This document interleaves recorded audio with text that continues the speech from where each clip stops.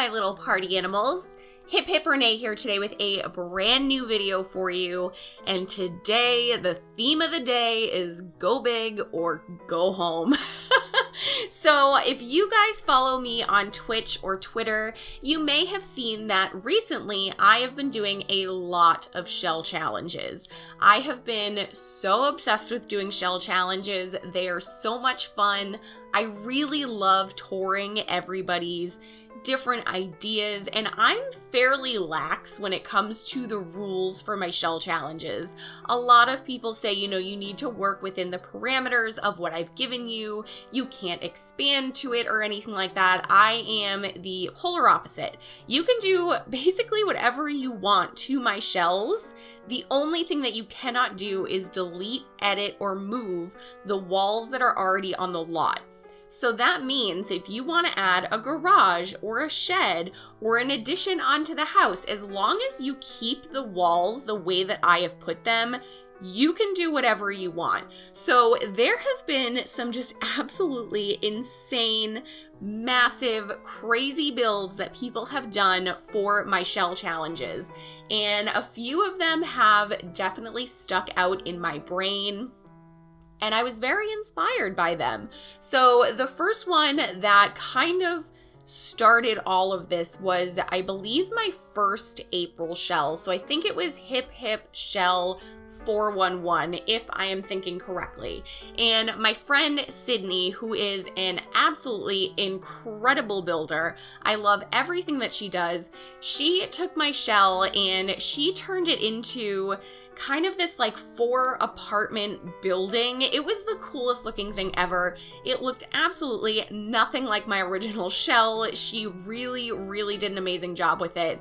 And she put in 4 separate apartments. Each of the apartments kind of had their own charm, their own personality. It really, every single apartment had a different type of person that would live in that apartment. And I just thought that was so cool. I've seen, plenty of other people do things like that, but I don't know, just the way that she did it, it worked really well with the shell. She just did such a good job. So then the next shell that I did, my good friend Silly Simmas, which if you've been on my channel for literally any length of time and you don't know who Silly Simmas is, I don't know what you've been doing.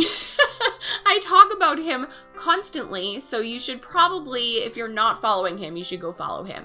But in the second shell challenge, Silly Simmas was inspired by Sydney and did a very similar thing. So what he did was he took my shell, my Hip Shell 425, and he created an entire little city block around that shell. He made little stores, there were apartments, there was a house. It was like the cutest thing. I absolutely adored it, and I was like, oh my god, first off, I love it when people get inspired by other people and give other people ideas. I think that's so fun that we can, just kind of play off of each other. And if somebody comes up with something cool, it's not a matter of like, oh my god, no, you can't do it. Like, everybody kind of gets in on the fun, and I think that's really cool. So I was super excited to go through his shell, and again, he did an absolutely amazing job. And then the next shell, we had yet another crazy one. Pedro Plays did a whole freaking neighborhood, like a whole 64 by 64. There were like 5 houses. There was a park. There was a gas station. One of the houses, like, people were still moving in. There were, there was like a moving van and moving box. It was like the coolest. Like, everybody's just so freaking clever. And so I saw Sydney do hers, I saw Silly Simmas do his, and I saw Pedro do his, and I was like, well, I can do it too. And boy, was I wrong. This build has, first off, I really like the way that this build turned out. But what you are seeing here has absolutely nothing to do with my original intentions for this build. I was going to go for like super crazy, modern, maybe a little bit industrial, like definitely something that is like maybe like housing for a tech company or something. Like I wanted something super crazy, sleek and awesome. And then I put this brick on one of the buildings and that idea was completely thrown out the window. The second I got this brick on here, I was like, no. This is the direction I have to go. This looks so cool. I really like it. And the whole time I was building it, I was just kind of, just building. I wasn't trying to do anything particular. I mean, after I abandoned the, sleek modern idea, I wasn't really trying to do anything in particular. I was just kind of building and seeing where it took me, which can definitely be fun sometimes, but when you're doing a build this large, I kind of feel like having a plan is the better idea here, because I cut out giant chunks of this build because there were just points where I was staring at debug, where I tried this whole big, I was gonna have like a concert area and have like this big trellis, and there were some points where I definitely went off track. And I had to cut some of those bits and pieces out. So, if you see random things appearing here and there, it's because I had to cut out just a giant chunk of video because it was me doing absolutely nothing that you would care to watch. So that's good. So I started building this and I was looking at it and I was like, this is reminding me of something, and I can't quite put my finger on what I'm thinking of. I can't figure it out. And then I was on Reddit. I was just it was before bed. I was just scrolling through Reddit, just, reading random things. And on Reddit, I am subscribed to a few subreddits that are specifically about houses and architecture and floor plans and things like that. And now I'm not subscribed to these things because I'm an architect or because I'm building a house or because I'm remodeling. I do it specifically for The Sims. I do it so that I can find some, cool new ideas, because whenever I go onto Pinterest, maybe this is just me, maybe I'm not using the right search terms, I don't know what I'm doing, somebody correct me if I'm wrong, but whenever I go onto Pinterest, no matter what I search, I see the same houses and the same floor plans over and over and over and over again. And it's really frustrating because I've either already built it, I've already seen someone else build it, or I've already seen multiple other people build it. And there's just a point where, I just want to find some floor plans that maybe aren't quite as popular, I guess. I don't know. I want to try something new. I like trying new things. So I am subscribed to a few of these subreddits, and in one of them, somebody posted a house in Boston that I think it was a converted firehouse, I think is what it was. And it had this brick color and it had this kind of whole aesthetic. And I was like, oh yeah, duh, Renee, you're building Boston. So going forward, once I figured out kind of, what was jogging my memory here, it was Boston.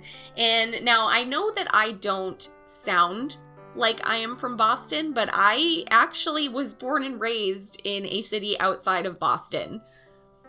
I don't know why I don't have a Boston accent. I'm sorry to everybody from New England. I'm especially sorry to people from Massachusetts.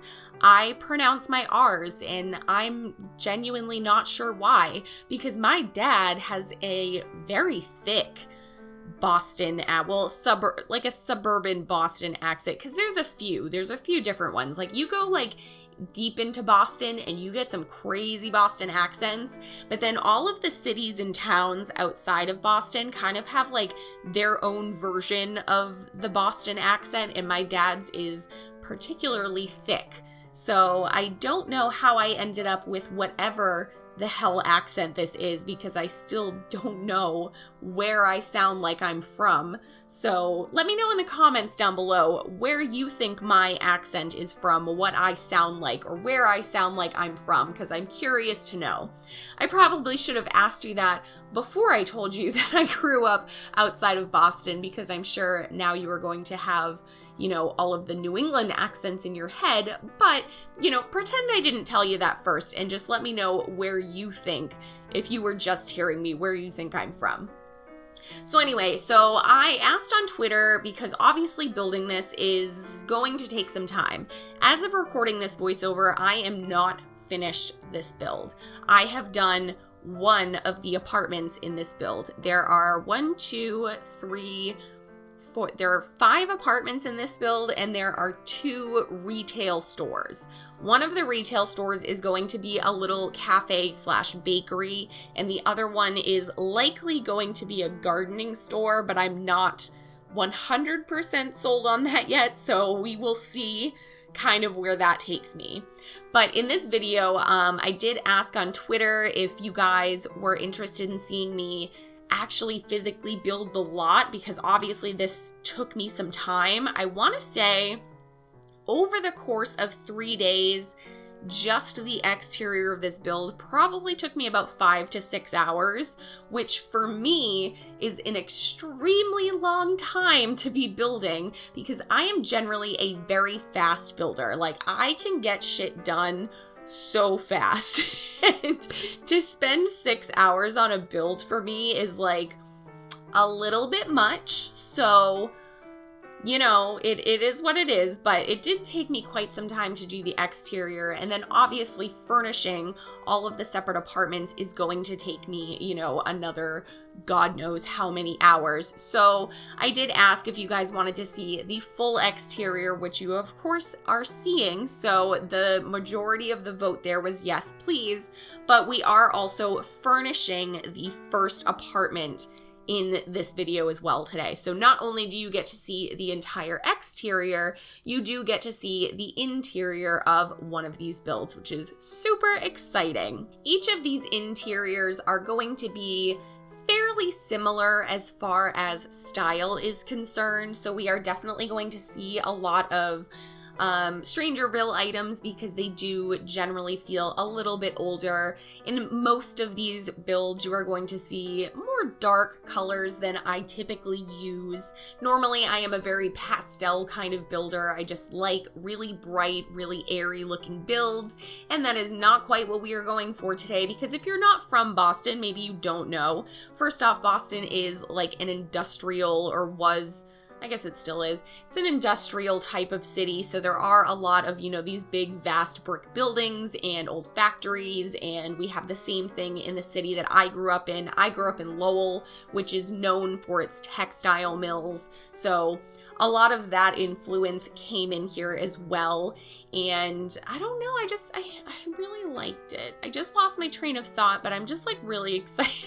Really excited about this build. Dark colors, that's what we were talking about. So yeah, if you go into like a Boston apartment or Boston brownstone or an apartment in Lowell, then you're gonna see a lot of this like exposed brick. It's gonna be a little bit older because of course these buildings have been around forever. Massachusetts was one of, if not the first state that is part of the United States. I can't remember. It's been a really long time since I took US history. But yeah, I mean, it's a really old city and it definitely shows in a lot of our architecture, in a lot of our buildings. So of course, once I did figure out that I was kind of going for a little bit of a Boston vibe here, I did want to try and keep it, you know, it is a little bit of an older area. Maybe some of these apartments have been renovated a little bit better than others. You know, that happens all the time. You can go into one apartment and it's, you know, super old and not updated and it still has radiators and, you know, all that crazy stuff. But then you could go into one next door and it's like this beautiful, big, sleek, modern-y, like the open concept, which is not a thing that we did back then. We didn't do open concept houses. Everything was closed off because you didn't want to see the people that worked for you. You didn't want to see the hired help. So, you know, you wouldn't have everything just all open. You don't want to watch like your maid cooking dinner. That's just, it's not a thing that was done. So anyway, in this video, I did also decorate a lot of the exteriors. I was kind of contemplating like maybe not going in and decorating all of the different little porch areas until I started working on that particular apartment or retail store, whatever it happened to be, but I did want to do a little bit of decorating and also kind of remind myself where I wanted to place things. So you might see some of that exterior changing within the next few videos as we kind of go in and work on all of the different little apartments and retail stores that are in here. Definitely let me know in the comments down below how you think I should go about doing this, because of course I do have 4 more apartments left. 4 more? Yep, 4. Nope, 5 more. There's quite a few apartments left, and there's also the 2 retail lots. So I could do this a few different ways. I could, make every single build or furnish video, I could make them all separate so that you can just watch the furnishing video of the upstairs apartment over on the left side corner. That's probably not what I'm going to call it because that's really not a good title, but you know what I mean. Or I could combine, maybe do like 2 at a time, because most of the buildings are an upstairs and a downstairs. This is the only exception to that. So I could theoretically do like an entire building and put that as a video, or I could make just a really long video and furnish all of them at the same time. That's probably not going to happen because I'm definitely going to be building and furnishing this in pieces. So please don't vote for that option, because even if it gets the most votes, it probably won't happen. So there's that. At least I'm warning you beforehand. So let me know in the comments below how you think I should proceed here. But this apartment, as you've seen, is definitely a little bit darker, a little bit more old-fashioned. Everything's kind of closed in with the exception of the dining room. We do have a little tiny, kind of like a bar stool area set up in the living room, because obviously this kitchen is far too small to be putting any sort of dining room within it. It just would not have worked. And I really did like the layout, so I didn't want to fiddle around with the kitchen and make it big enough for a dining space. So we ended up keeping it. I actually used the island living wood flooring in this build, and I don't know, I knew I liked this flooring, but I don't think I realized how much I liked this flooring, because this flooring is pretty bomb. It's really good. First off, it comes in a few different colors, and they are all very, very usable for a lot of different things. This wood flooring does not scream to me beach house. It just seems like an old, kind of thin planked flooring, which I feel is fairly common around Massachusetts, especially in older houses. I would say that the wood floors in my house probably most resemble not this swatch, but this flooring type. There is a lighter kind of color flooring in the swatches for this one, and it's probably the most perfect dupe for the actual flooring in my house. So I think maybe that's why I'm a little bit more drawn to this flooring. But I also did find that all of the wallpapers, because I really, really wanted to use wallpaper specifically with wainscoting in this build, I don't know, I feel like that's a really New England thing. I feel like that's a really popular thing in older homes, is that you just haven't quite removed the wallpaper yet, because removing wallpaper is such a flippin' process. Thankfully I have not had to do it, but I never want to have to remove wallpaper or put up wallpaper in any building at any point in my life. No thank you. But I did also find that the wainscoting on the wallpapers that I used matched fairly well with this flooring, and I like that they're almost a little bit off, but there's some little brighter areas in the flooring that make it seem like, oh yeah, no, they do match. So I really did like that. But of course, we are at the end of the video. Thank you so much to anyone who stuck around for the last almost 20 minutes. Holy crap, it has been a while since I talked that long. So thank you guys so much for being here today. As always, I really appreciate it. Make sure that you hit the thumbs up button down below so you can like this video. If you're new here, or you're not new here but you're not subscribed yet, make sure you hit that subscribe button so you don't miss a single video. We are getting back into brief history this week. I know I kind of half missed last week. We did a mini moments episode last week, but we did not do a brief history speed build last week. So I am sorry if I let you down or if you were looking forward to that at any point. But again, thank you guys for being here today, and I'll see you next time. Bye.